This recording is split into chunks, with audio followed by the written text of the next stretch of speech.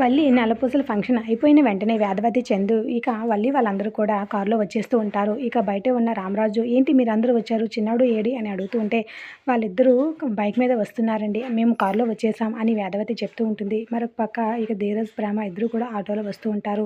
ఇక బాగా అలసిపోవడంతో ప్రేమ అయితే ధీరజ్ భుజం మీద పడుకుంటుంది. ఇక తను పడకుండా ధీరజ్ ఇక చేయి చుట్టూ చేయి వేసి పడుకుంటూ ఉంటుంది ప్రేమ నిద్దట్లో. ఇక ధీరజ్ అయితే తనని పడకుండా జాగ్రత్తగా తీసుకుని వస్తూ ఉంటాడు ఇంటికి. ఇక అంతలోనే ఇంటి ముందు ఆటో ఆగేసరికి అందరూ కూడా ఆటో వైపు చూస్తూ ఉంటారు. ఇక రామరాజు వాళ్ళందరూ చూస్తూ ఉండగానే ప్రేమ అయితే ధీరజ్ చేయి పట్టుకుని ఆటో దిగుతూ ఉంటుంది. అందరూ వాళ్ళ వైపే చూస్తూ ఉంటారు. ఏంటి వీళ్ళు ఇలా వచ్చారు, బండి ఏమైంది అని వేదవతి అనుకుంటూ ఉంటుంది.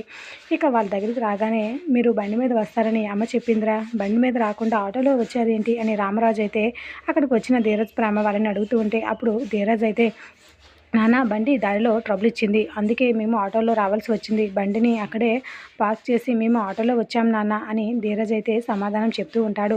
ధీరజ్ ఇక బండి రోడ్డు మీద వదిలేసి ఆటోలో వచ్చామని చెప్పేసరికి ఇక రామరాజుకి అయితే చాలా కోపం వస్తూ ఉంటుంది. అక్కడే ఉన్న ఇక ప్రేమ అయితే ఏమీ మాట్లాడదు, మౌనంగా చూస్తూ ఉంటే, అసలు నీకు బుద్ధి ఉందిరా, ఎప్పుడురా నీకు బాధ్యత వస్తుంది అని అనేసరికి ఇక వల్లి అయితే నవ్వుతూ ఉంటుంది. ఎప్పుడురా నువ్వు మారుతావు, బండిని అలా రోడ్డు మీద వదిలేసి వస్తావా, ట్రబుల్ వస్తే అది బాగు చేయించుకుని రిపేర్ చేయించుకుని తీసుకుని రావాలి తప్ప అలాగే వదిలేసి వస్తావా, నువ్వు బాగుపడవరా, నీవు అసలు బుద్ధి రాదు, ఎన్నిసార్లు చెప్పినా కూడా నీకు అసలు బుద్ధి రావటం లేదు అనేసి అంటూ ఉంటుంది.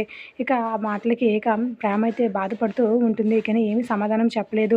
ఇక రామరాజు అయితే మాత్రం, ఎందుకు ఇలా ఎప్పుడు తప్పులు చేస్తూనే వస్తావురా, ఎప్పుడు నీకు తిరుగుతాట్లు వస్తాయి అని అంటూ ఉంటే, ఇక రామరాజు ధీరజ్ని అలా తిరుగుతూ ఉండేసరికి వల్లి అయితే నవ్వుతూ ఉంటుంది. ఇక సడన్గా వల్లిని చూసిన అది ప్రేమ అయితే వల్లి నవ్వుతూ ఉండడం చూసి ప్రేమకైతే చాలా బాధగా అనిపిస్తూ ఉంటుంది. తన భర్తని తిడుతూ ఉంటే తను నవ్వడం అయితే మరింత బాధగా అనిపిస్తూ ఉంటుంది ప్రేమకి. అయినా కూడా తన వైపు ఏమీ చూస్తూ ఉండకుండా పగలబడి నవ్వుతూ ఉంటుంది వల్లి. అదంతా గమనిస్తూ ఉన్న ప్రేమకి మరింత బాధగా అనిపిస్తూ ఉంటుంది. అదేమీ పట్టించుకోకుండా వల్లి మాత్రం ధీరజ్ని తిడుతున్నందుకు నవ్వుతూ ఉంటుంది, చెయ్యి అడ్డు పెట్టుకొని నవ్వుతూ ఉంటుంది. ఇది లైక్ ద వీడియో.